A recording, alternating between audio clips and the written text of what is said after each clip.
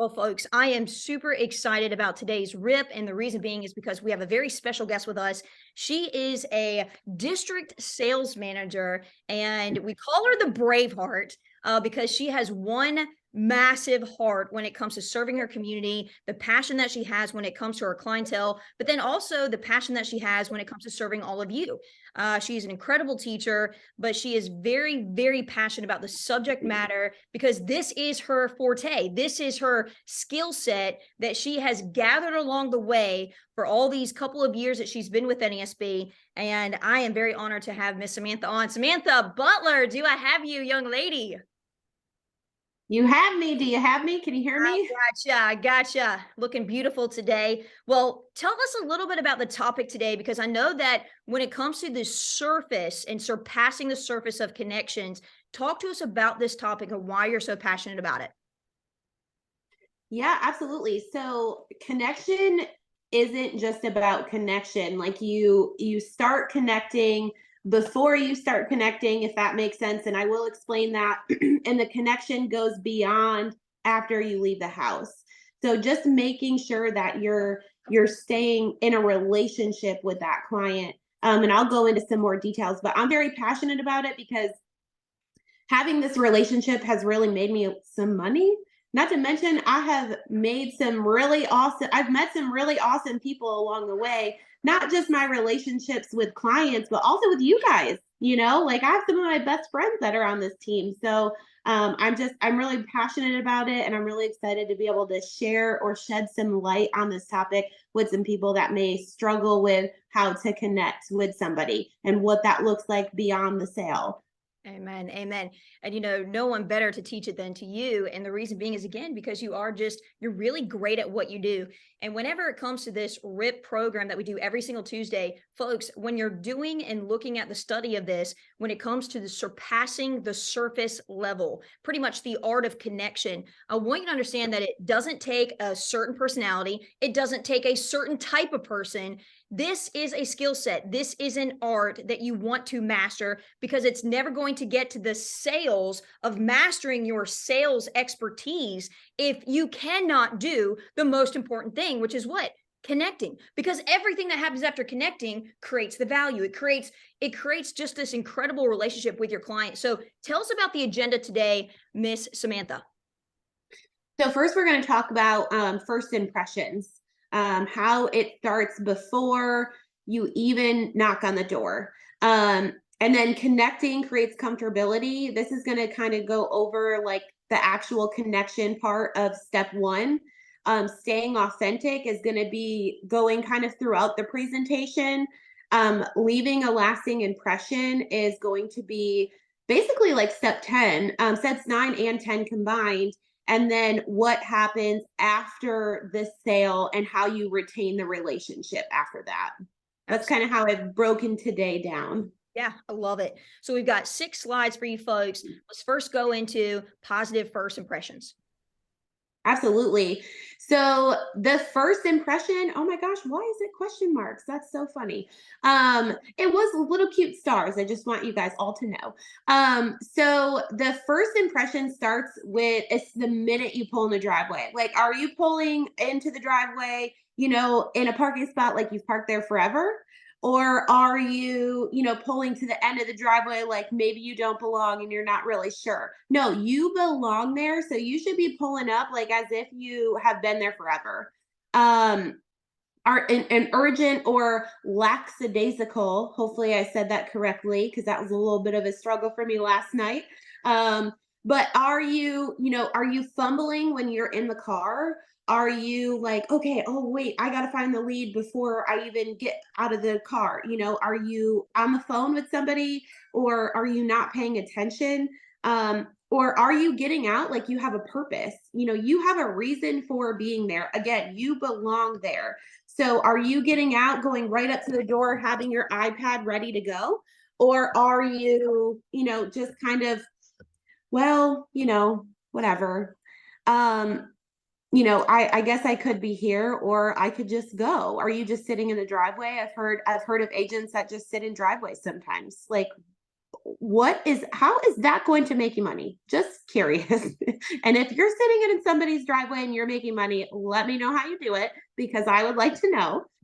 Um, how are you knocking on the door? I mean, the way that I look at it is when I pull into somebody's driveway, somebody's watching. You don't know if they could be peeking through the blinds, looking at you. You don't know if they have a camera or anything. So I act like as if there is a camera crew watching me, you know, like like somebody's always going to be watching. It could be a neighbor, doesn't matter, like somebody will always be watching, so make sure you're aware of that. How are you knocking? Are you knocking like just a little bit, like, oh, maybe, like, hopefully I'm going to just knock a little bit and hopefully they won't answer the door because you're nervous? No, man. Or are you knocking like the police? No, don't do that either. I like to do like a little jingle when I knock. um because that's how I would knock on a friend's door because you're making a friend with somebody. You know what I mean? And are you smiling or are you just like, well, another door I have to knock and, hopefully they're not home or, whatever. No, you need to knock. Like, doesn't matter if there's no cars in the driveway or there's 15 cars in the driveway. You are going to knock like you are supposed to be there. Like you are knocking on your grandma's door, about to open the door and walk in like, hey grandma, what's up? Like, let's go. So just to make sure that you're, really moving forward when you're like, not moving forward, but the impression starts as soon as you pull in the driveway. Somebody's always going to be watching. And what I also like to do is if I think that nobody's going to be there, or even if somebody's there and like I said, I always act like there's a camera crew behind me. I would be like, oh my gosh, this flower smells so pretty. Wow. Like, and I'm talking to myself, which probably makes me look crazy, but that's okay because if they're watching, they're going to be like, oh, well, this is not like a crazy person, maybe a little bit, but, like just opening up that door, so yeah, Ashley, what do you got on that topic? Well, it really just reminds me so much when it comes to the mindset, the timing, but a lot of what Jordan was talking about on the call yesterday about efficiency. And so much of connection has to deal with efficiency, that if you can get your mind right, if you can actually already visualize that first impression, it's almost like saying, like kind of what you said is, oh, wow, those roses smell good. It's not that you're psyching your brain out. You're making your brain feel and think a certain way, right? And I just love that. I love the urgency of it. Starts with the driveway. And again, it's just that efficiency when it comes to time. But I love that the fact that you just said you belong there. I love that. How many people feel like, oh my gosh, I don't know this senior. I don't know the person on the other side of the door. But if you can feel like you already belong there, this senior, whether they requested you or didn't request you, if it was a referral or maybe it was a neighbor knock that somebody said, hey, you should go see my neighbor. Hey, listen, you belong there because why? Because of the value that you're going to bring to this senior. If you ever doubt why you should be there, it's because you're doubting the value that you can physically bring to that senior.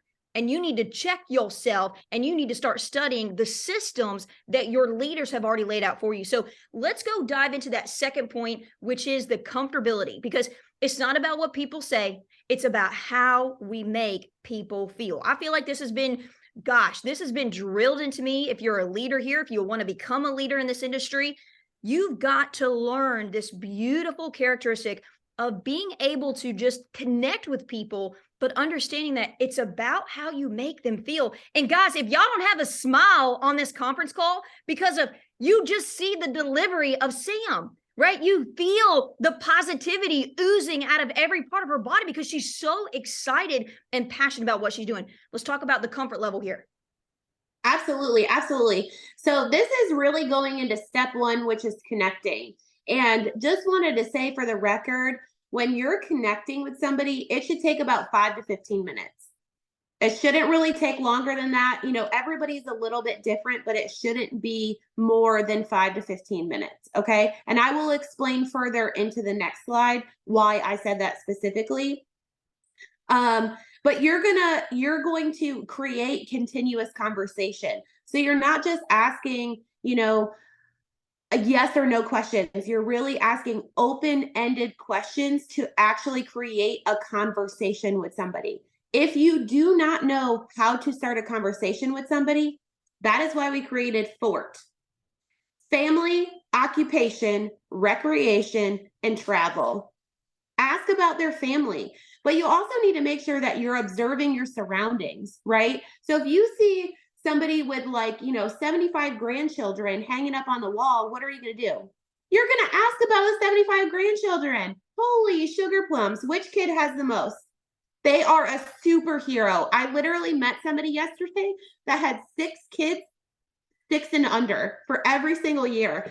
And I was like, you are a superhero, like Wonder Woman. Like, compliment them on being them, but also compliment them on something that's in the house. Like, how many times do we go into a house and there's Miss Johnson just crafting away at something? It doesn't matter if it looks like crap or if it looks amazing. You know what you say? Oh my gosh, Miss Johnson, where did you find this? What, you made it? Holy sugar plums, how do I get you to make me one of those? That is amazing. You know, um, so making sure you're complimenting the surroundings, um, actively listening to what they say.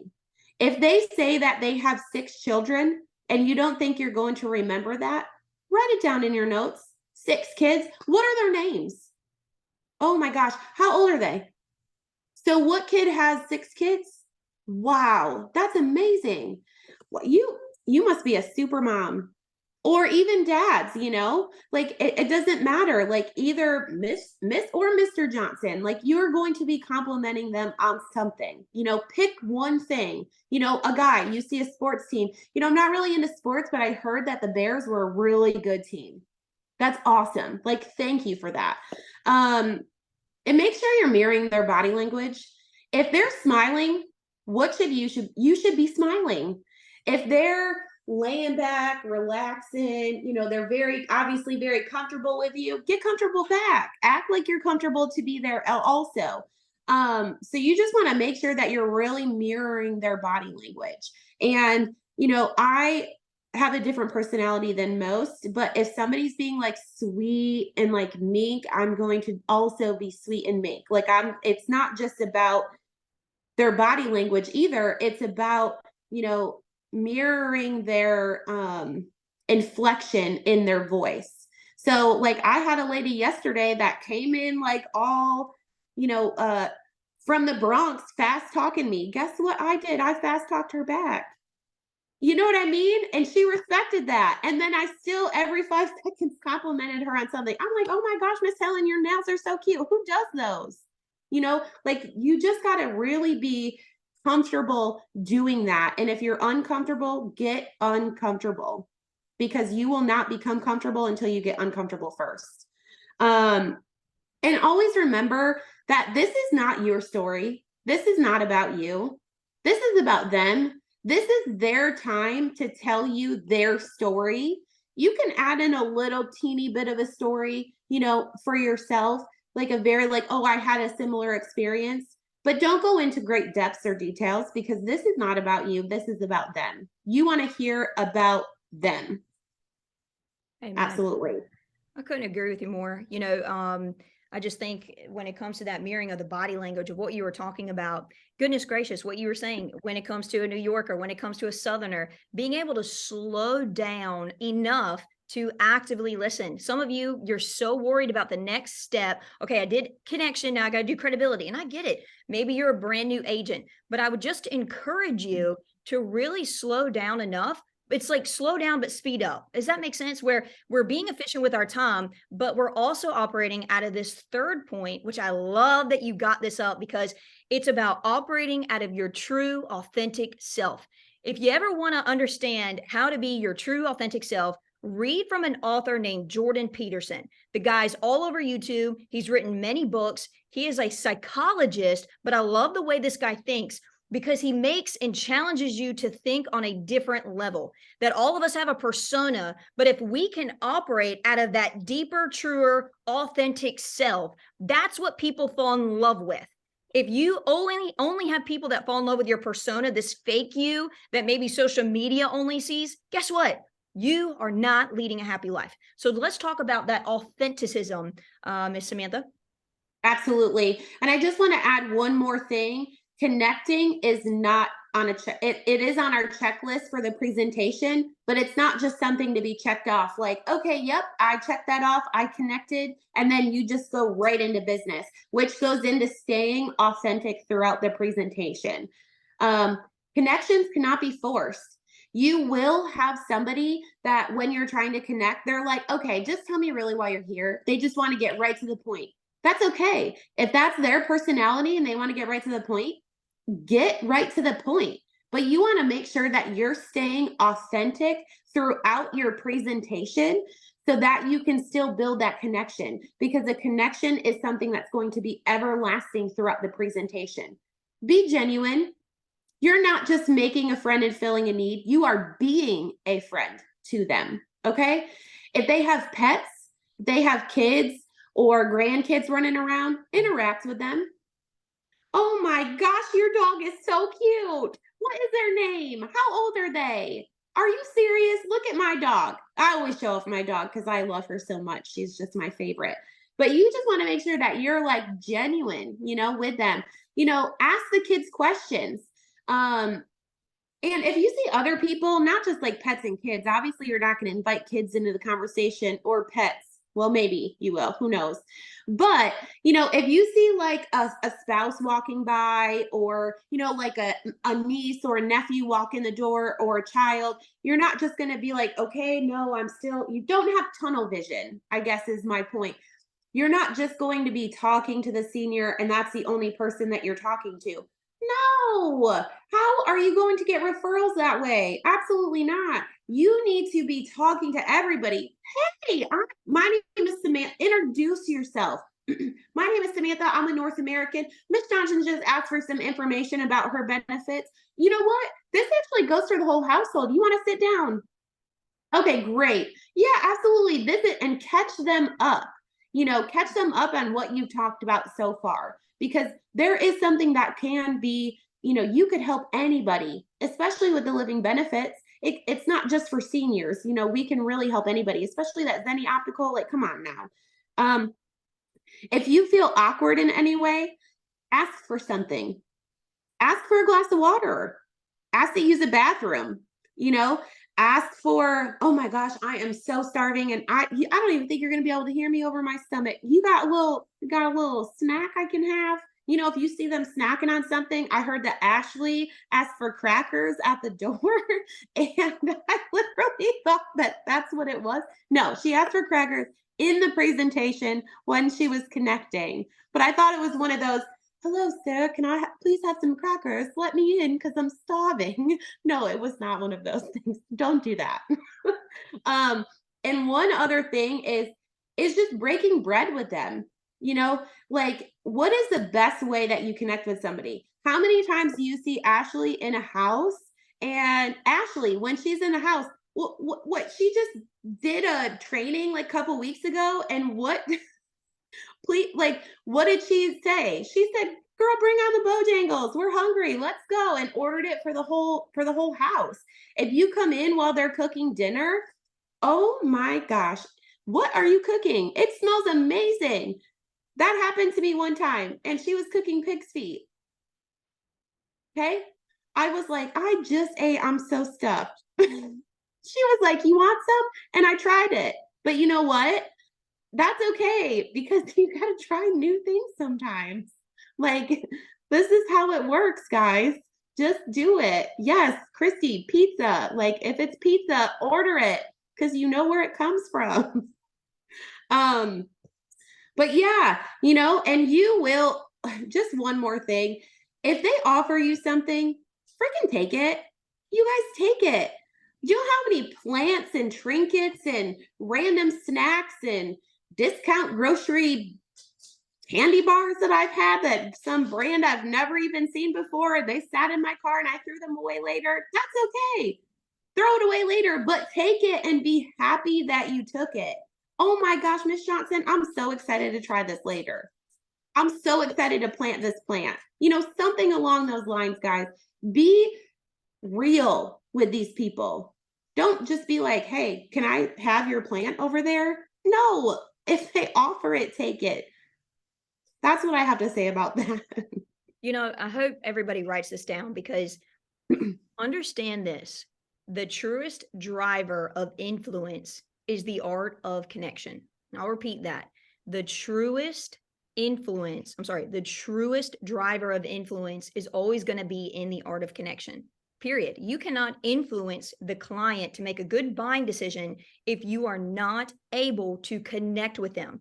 We have some stubborn, some different, interesting, many different types of seniors. You've got to be able to connect with all types of people. That is an art. It is not, oh, well, this person is a grumpy pants. I can't connect with them. Can't is a curse word in my household. You've got to be able to read up, study, master this art of being a good conversationalist, actually listening to the senior, mirroring that body language, being authentic, but then also, why is it so important? Because when you are able to connect, what it does, which is the fourth point, is it allows you to have a lasting impression with this senior. So let's go into that one, Miss Sam.